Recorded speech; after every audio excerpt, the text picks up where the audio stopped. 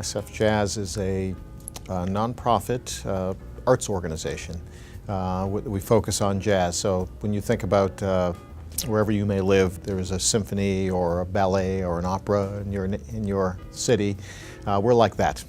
We put on the San Francisco Jazz Festival, the SFJAZZ Spring Season. We have a range of education events. I think we're the premier jazz organization on the West Coast. And we got a small grant from the city to start a jazz festival, and it started very humbly in 1983.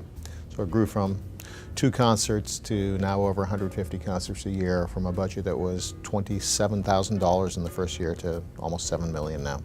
So for about 10 years, it's been part of the actual conversation among the organization, with the board, trustees, et cetera, as well as with staff, to figure out how can we actually get a home for SFJAZZ? How can we anchor SFJAZZ in the community with an actual physical location?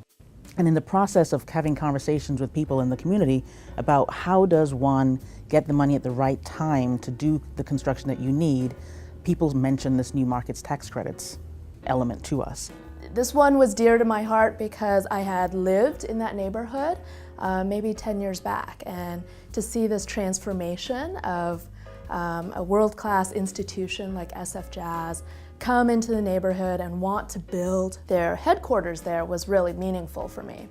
It's in a great location. It's right in the Hayes Valley neighborhood. We've worked with Clearinghouse CDFI since program inception on some of the first new markets tax credit deals ever closed, and knowing that experience, having that track record with Clearinghouse CDFI was really important as we looked at community development projects. But I think the thing that separated Clearinghouse from the other CDEs was their leadership, and in a multi-CDE deal, you always need that CDE who's going to step in and take the lead and really drive the transaction towards close.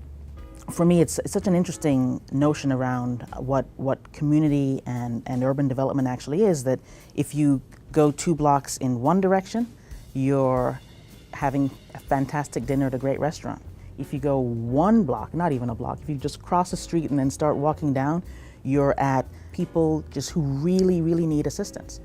Our organization itself is going to add about 24, 25 jobs as a result of having the SFJAZZ Center.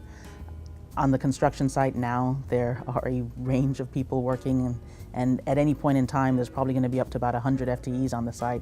But when you add that up across the project, there'll probably be 400 or 500 folks working on the building overall over the life of the construction project. As we think about the effect on the region, on the surrounding community in terms of increased jobs, that's about up to 400 folks. In terms of jobs, employed people might be affected, impacted, benefited. But we would not have and could not have gotten over the ledge without the involvement of US Bank and without the involvement of Clearinghouse CDFI. Stand at our building site and you will see San Francisco come together, and you'll see both need meet opportunity. To whomever is watching this, come to San Francisco, see it in action. It's a very thoughtful, integrated program of how this building will integrate with its community, and the only way to really experience it will be to be here. So I invite you all to be here.